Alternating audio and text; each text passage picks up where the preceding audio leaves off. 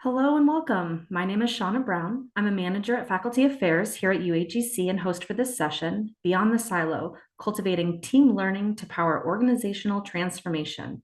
By joining us today, you acknowledge that this session is being recorded and will be shared with TLC-related materials. Microphones will be muted for this presentation, but we encourage you to post questions and comments in the chat.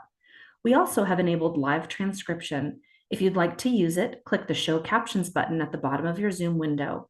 Now, I'm pleased to introduce Dr. Naimah Qwuarels. Thank you so much, Shauna. I appreciate the introduction to our speak today. Thank you, everyone who decided to join. I understand it has been a very intensive 3 days. I hope that you've gotten exactly what you wanted from the sessions and that you're going to be able to immediately impact your organizations and immediately apply that information in a way that is meaningful and valuable to you and to the organization. Today's session on Beyond the Silo, where we're cultivating team learning to power an organizational transformation, we're going to explore how team learning can be a powerful driver of organizational change and growth. I'm going to begin by providing an overview of the key themes that we're going to cover, including some research-backed frameworks and practical strategies for fostering team learning. Hopefully, by the end of the session, you should be able to define what team learning is in the context of organizational transformation and be able to explain some of those research findings that we're going to talk about. I'd love for you to be able to identify barriers that help create silos and that are created by silos, and how team learning can help overcome some of those barriers. And hopefully we will walk away applying a structured model or a framework for designing the team learning interventions within the organization. We'll talk about a few interactive exercises that you can do within a team learning component to plan for real world implementation. And then hopefully we'll reflect on how to measure and monitor team learning efforts as part of transformation initiatives. And if you stick around to the end of it, you will walk away with a handout and something that you can take back and apply at your organization. So we're getting into it today. We know that organizations are facing unprecedented complexity and very rapid change. And that's really been requiring a new approach to transformation from the way that we've done it in the past. Traditional siloed approaches are no longer sufficient, in that team-centric transformations have found to yield a 30% efficiency gain as we've looked at the research. Yet most organizations are still remaining trapped in patterns that prevent collective learning, with teams working in isolation and knowledge locked within departments and within people within those departments. This is a major barrier to transformation success because 70% of organizations representing silos as a challenge have reported that siloing within their organizations has prevented them from taking things forward and from moving things in an efficient manner. So we need to find ways to break down those silos and to enable teams to learn from each other more effectively. I'd love for you to put a one in the chat if you felt that there are some teams within your organization that are stuck in silos and you've experienced or witnessed those silos at any given moment within the last year.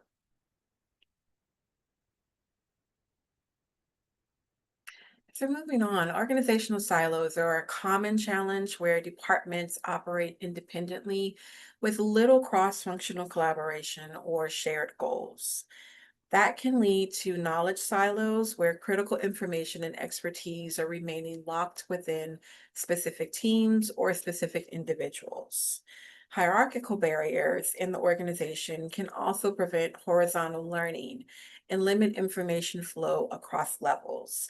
I can think of probably 3 or 4 situations within the last year where I've been able to witness where that knowledge transfer was unable to happen because there was a silo and there wasn't that collaborative effort happening within the teams.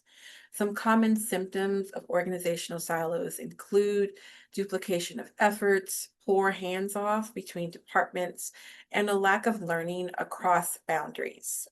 Other symptoms include low psychological safety for speaking up within teams and outside of those teams, limited knowledge sharing mechanisms or systems in play or practices, and conflicting priorities and metrics across the organization. So we're getting one thing from one side saying this is a priority, and then another thing from another side saying this is a priority. We understand and we know that addressing these silos and these challenges is a key to enabling better collaboration, better information flow, and better organizational learning.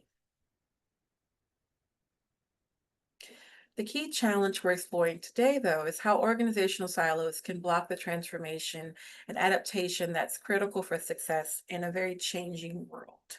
Silos restrict the flow of knowledge and insights, thus preventing the collective intelligence that's needed for transformation. During this time of immense change that we're experiencing right now with the advancement of technology and new practices and policies and new requests from the general public and from those who are part of the workforce, having a silo is really going to be something that is going to be a detriment to the organization. When teams are siloed, they struggle to respond cohesively to change, and they lack the shared understanding and coordinated learning required in order to push initiatives forward. Without any type of deliberate connection points, teams fail to learn from each other's experiments and from their experiences, further inhibiting the organization's ability to adapt. Research shows that true transformation requires collective capability, not just individual change. Organizations with stronger learning abilities are better positioned to absorb and to adapt to change. When we understand these silo-driven barriers, we know that that is the first step to unlocking the collective intelligence and adaptability that our organizations desperately need if we hope to combat these changes and if we hope to survive through this onset of this technological advancement these days. Team learning is a collaborative process where teams reflect on their actions, they experiment with new approaches, and they discuss the results together. This is distinct from individual learning, where a person acquires new knowledge or skills through private reflection. While individual learning is important, true transformation really requires teams to learn collectively and as a group, and then to be able to apply that collective knowledge as a group to impart change. Some key aspects of team learning include collective knowledge creation and collective knowledge sharing, collaborative reflection and experimentation, direct impact on team performance, and leveraging diverse perspectives and experiences. By learning together, teams can build shared understanding, they can try out new ideas, and they can adapt as a cohesive unit, leading to greater impact than individual learning alone can produce. When we're engaging in this collaborative reflection and discussion, the process is at the heart of effective team learning and effective organizational change and practice implementation. Team learning is very strongly linked to improved team performance and innovation. Some meta-analyses show a clear positive correlation between team learning behaviors and team outcomes. Teams that demonstrate very strong learning behaviors tend to be more innovative. And some of those key factors that are driving successful team learning includes learning motivation, and that team members must be intrinsically motivated to learn and improve together. There must be psychological safety, and that team members feel safe to speak up, to make mistakes, and to challenge ideas. There should be quality communication where it's open and frequent, and dialogue enables knowledge sharing and collective sense making of the overarching goal. And then coordination is required, and that teams must coordinate their learning activities and integrate diverse perspectives. Some surprise findings within the research is that gender diversity positively relates to team learning, as it fosters a richer interaction pattern and more comprehensive perspectives, and that we can come to the table and have a collective and shared experience, even though we are bringing different perspectives. We know that leadership behavior has a significant impact on team learning outcomes.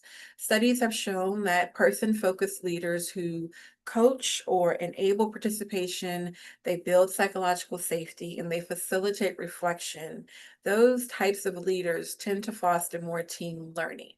In contrast, Task-focused leaders who are primarily directive and controlling, where they're emphasizing efficiency over experimentation, they tend to limit discussion and they can inhibit team learning within the process. In order to support transformation within our organizations, we need to make sure that we are developing leaders who can move from directive control to more coaching and enabling styles. This shift in leadership approach is going to be critical for cultivating the team learning needed to drive organizational change and innovation and to keep up with the expectations of the general public and the workforce that is emerging in today's generations. If we're looking at a framework here, this is going to be our framework for building team learning capability, which is going to be one of our criticality and one of our critical elements for high performing teams. It's going to highlight three interconnected levels, that of immersion states, team processes, and organizational context. The emergent states here include psychological safety, it includes shared understanding, it includes learning orientation, and collective confidence. The team processes cover communication patterns, the coordination mechanisms, the reflective practices, and experimentation behaviors. And then our organizational context factors include structural clarity, cultural support, resource allocation, and leadership enablement. The key point here is that a weakness in any one of these areas is going to constrain the other areas. In order to have that effective team learning, it's going to require that attention to all three dimensions are happening simultaneously and that they are all relegated to importance. As you are reflecting on your current team, it's helpful if you can identify where you may be strongest in this model, as well as any gaps that might need attention and where you might need to focus and do a little bit more in training or in service to ensure that you're fostering that team learning and that you're fostering that team dynamics and team change. When we're looking at psychological safety for teams, it's going to be a necessary element in order for those teams to thrive. And that it's really going to allow members to speak up. It's going to allow members to make mistakes and to challenge assumptions without any type of fear of negative consequences. I can think of, again, several examples when members and teams have been very afraid to either voice their concern, to voice their questions, or to voice their lack of understanding about a why of something or a how of something. That psychological safety element really is one of those preventative things that will inhibit a team from learning and from being able to move forward. That shared understanding here is going to help the team develop common mental models about their work. It's going to help them understand their goals and have a commonality within that goal and understand each other's roles and capabilities. When that understanding exists in tandem with the goals and in tandem with that psychological safety, you develop a team cohesion that allows for the team to be able to move forward in that knowledge transfer and to be able to move forward in that knowledge adaptation and practice. A learning orientation here commits the team to continuous improvement and development rather than just focusing on performance. And this learning orientation is really going to be driven by the leadership framework that you're using and the type of leader that you are showing up to be to this team.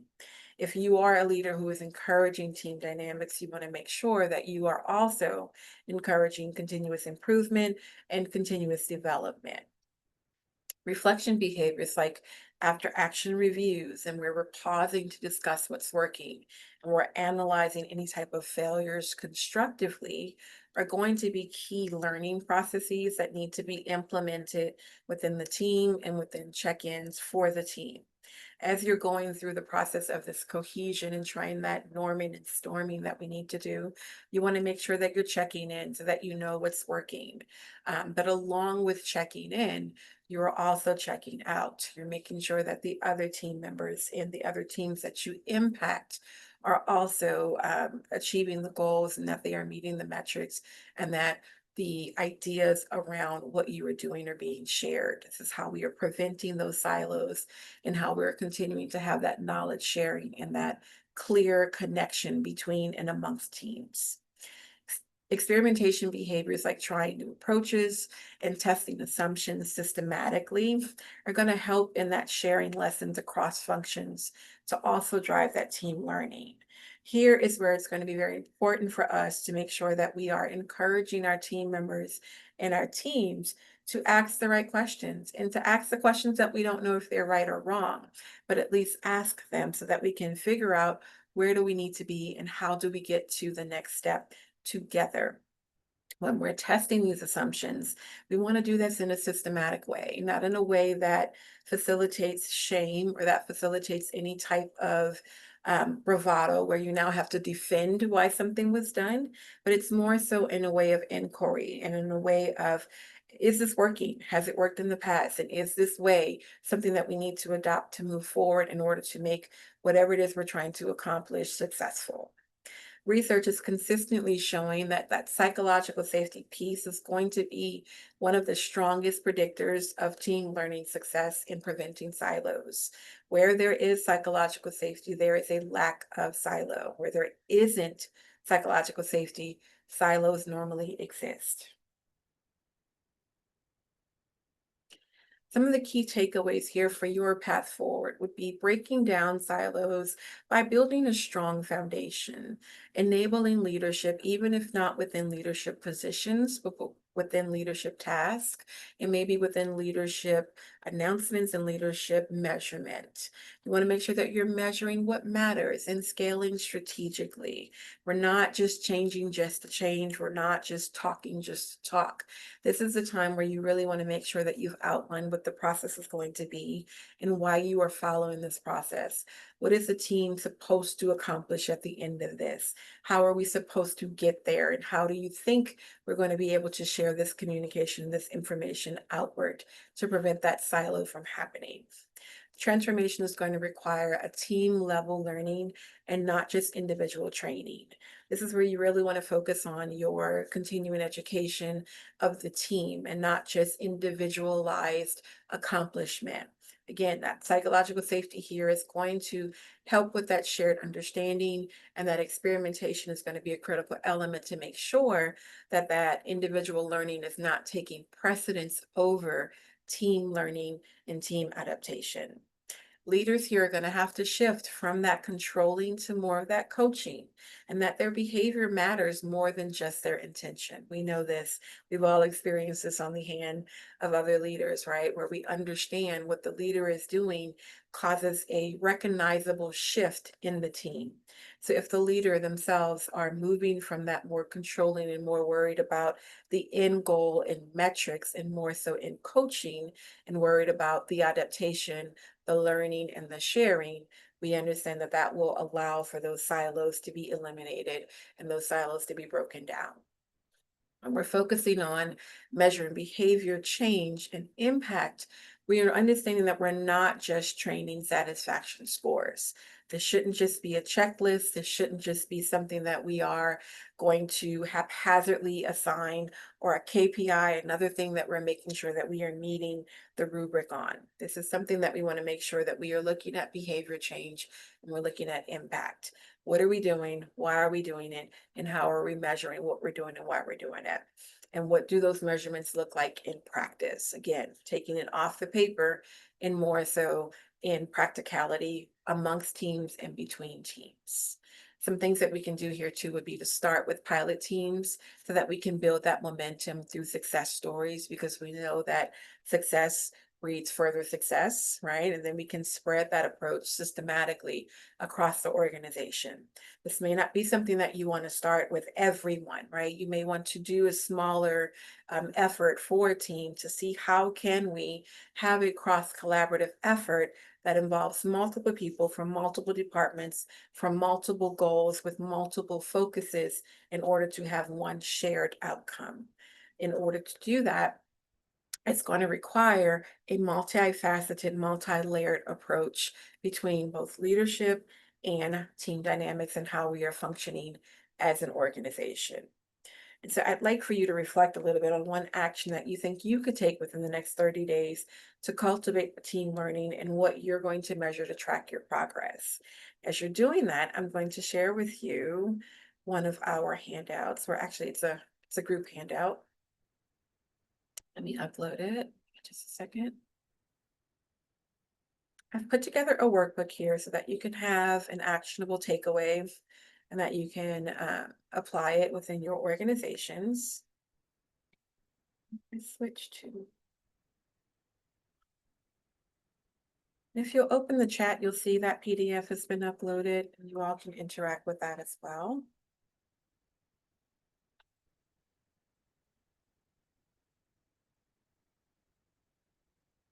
We're going to start with a silo mapping worksheet, and feel free to enter into the chat here some of the answers to the questions here where we're thinking about silos. The first prompt here is to list 3 of the silos that may exist within your organization. Some examples could be if it is, a sales team versus an organizational team.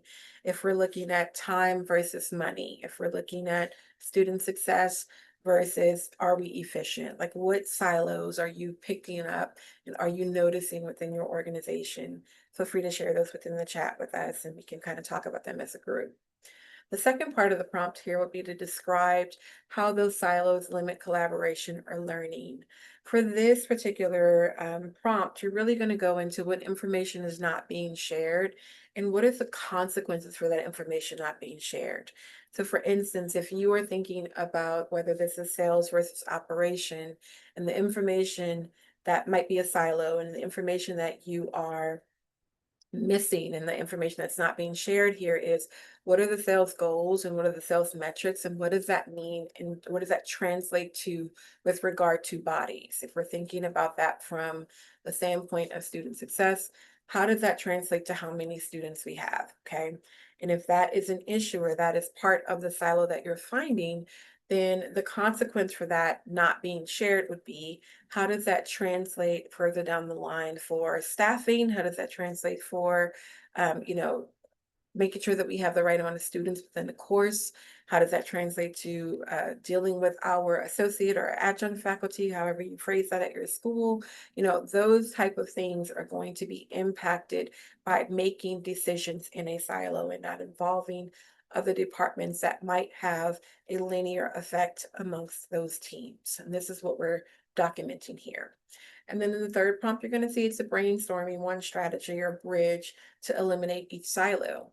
That may look like having one meeting, one quarterly meeting. And I know we all hate unnecessary meetings and we're never looking to increase those meetings, but you might want to add a meeting between organizational departments and the sales team to figure out what their metrics are and what they're looking to do in the next quarter or the next biannual so that you can prepare for that. Or you can discuss if that's even possible.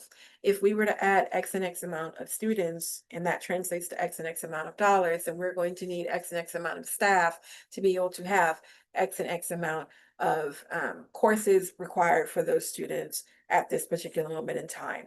And so now you're having a more comprehensive conversation about the same goal. You're all talking about it from your frameworks, your ideas, but you're now sharing the burden of deciding how do we interact with this information? What does this look like in practicality? Yes, absolutely, Stephanie. The idea of a shared meeting focusing on lessons that we've learned. Absolutely. The final part is going to be that reflection prompt where you're talking about what prevents collaboration across your identified silos. What things are preventing us from doing this now, right? Most of the time, it's not actually a tangible thing. It could just be somebody just didn't decide to have the conversation or we didn't know we needed to have those. Part of breaking down the silos is acknowledging that you have them, right? This is a purposeful pre-work part of this information that I'm giving you because we need to know what those silos are so that we can know how to fight them. If we don't adequately put a name to them or adequately address them, it's going to prevent us from being able to solve them on the back end. So it might just be we don't know. We didn't talk about it. We didn't think to talk about it. I never thought about how this would impact. I can think of a practical example for me. If I am doing a course uplift and I am going through the different elements within the course and I'm looking at the course as it is currently and how the new text might need to be engaged. Well, if I'm looking at that, then I need to understand that in order for me to do the course uplift process, that's going to have to go to accessibility for them to check. I'm going to also have to work with, the learning management team to be able to make sure that I'm getting them the information they need to put the course together in the way that I'm envisioning it. So there is a different conversation that needs to be had, and I'm not working in a silo when I'm designing these courses or when I'm looking at information for the course, because yes, as faculty, I will have my own viewpoint and my own perspective, but that perspective is not the only one, and it's not the only correct perspective. And that is what breaking down silos is helping us understand and helping us determine that we can all have a correct perspective. We just have to make sure that correct perspective is thought about in relation to the group and in relation to the teams that we are facilitating. And so hopefully you have received the workbook here that you can take with you, and you can start working through in your teams and developing your 30-day plan. It's a fairly exhaustive workbook that starts with you identifying the issue that you are trying to address, identifying any current barriers that you're looking and that's preventing you from being able to really work with or integrate amongst teams, and then finally having you have an accountability partner to be able to check in with each other and say, hey, how's it going? How are you working in this area? What movements have you seen? What changes have you been able to implement? So that we are not just, again, putting things on paper, but it's actively moving the ball forward and we're actively able to share that information outward, which is what we're trying to do in preventing those silos.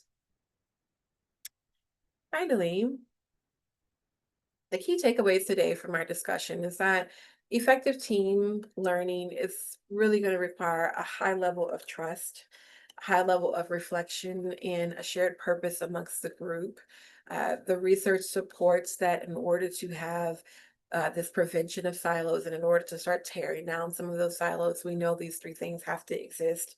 We have to have trust amongst team members within the team, but also between teams within organizations. There has to be that time and that space for reflection of what's working, what's not working, what have we tried, so that we are, again, doing this in a systematic way. Maybe we're trying it in this particular approach, but this particular effort doesn't work well with this approach. The only way we'll know that is if we are reflecting on that and we're documenting that information along the way, so that that information can live somewhere where it is shared and it's readily available. And then finally, that shared purpose amongst the group. This is where we're finding if you can communicate to the group what that purpose is and what it looks like to be successful in this endeavor. That shared goal goes very far in preventing those silos and removing any barriers from us working together. We've learned that silos within an organization can only be dissolved through very intentional collaboration and breaking down barriers between teams. And I do want to make sure that I'm noting here that silos may or may not be intentionally created. Sometimes those silos exist just because of the nature of the work, just because we are in the day-to-day and we are doing our actual jobs. And sometimes those jobs can be very limited in the site within the organization.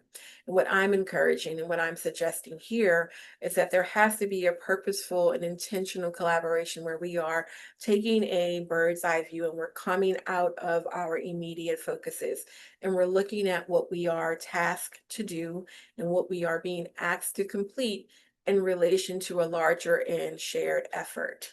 And that's going to be one of the ways that we're going to start intentionally knocking down those silos and intentionally getting rid of some of the barriers between teams within organizations. We've also talked about sustainable change and that it's determined by both behavior of leadership and the structural support provided by the organization.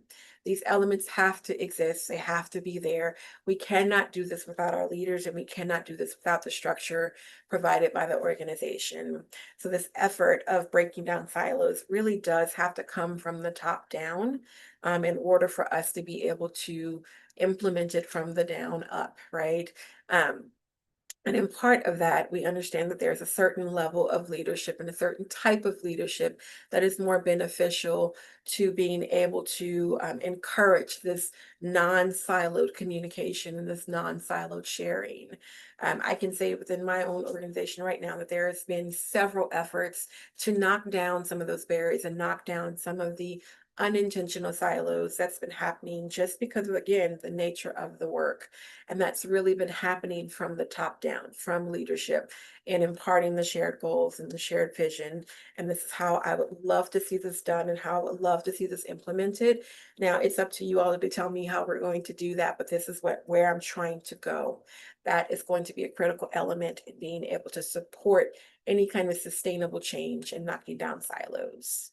We've also learned that to truly measure the impact of our efforts, we have to look beyond just satisfaction surveys. It's not enough. And we have to focus on changes in behavior and in performance. Are we sharing more? And are we sharing more readily? Are people offering and volunteering information? Or are we still having to ask these things? Are we still having to chase things down, right? But if we are sharing this information and we're pulling people into the conversation and really starting to look at the patterns and look at the connections of how our work connects to other things. This is where we can see that silo behavior and silo activity is starting to dissipate within the organization. This is where you're going to want to focus your efforts. It can't just be about satisfaction. It can't just be about, were you happy with this thing and that this thing go the way you planned and that you accomplish the thing. We have to start looking at the qualitative measures as well, addition to the quantitative, right? And yes, you accomplished the thing. Yes, you were successful, but did you also involve other teams in that success that you achieved over here? How many people were pulled into this effort and how many people were brought into the shared decision making and shared governance of this effort? That's how we'll know that we are actively starting to change behavior and we are changing performance within the organization. And it's something that will be standardized in a part of the organizational framework and not just another thing that we're doing for the time being. Again, I just want to follow up and challenge you all to apply just one idea from this session in your workplace within the next 30 days. But then I also want you to document your observations and share those results with a peer or with your team members so that you can have that beginning stages of that shared effort and that shared communication and that shared team knowledge sharing that will go into breaking down silos. This is really going to help reinforce the learnings and drive real change within the organization. And I understand that this is not an overnight thing. It's not a quick and easy process, but it is something that we can actively start to work toward and something that we can look forward to seeing our organizations change with regard to silos and with regard to that knowledge transfer and our knowledge sharing amongst team members. So I'm going to stop there and I will open the floor to any questions if there are any.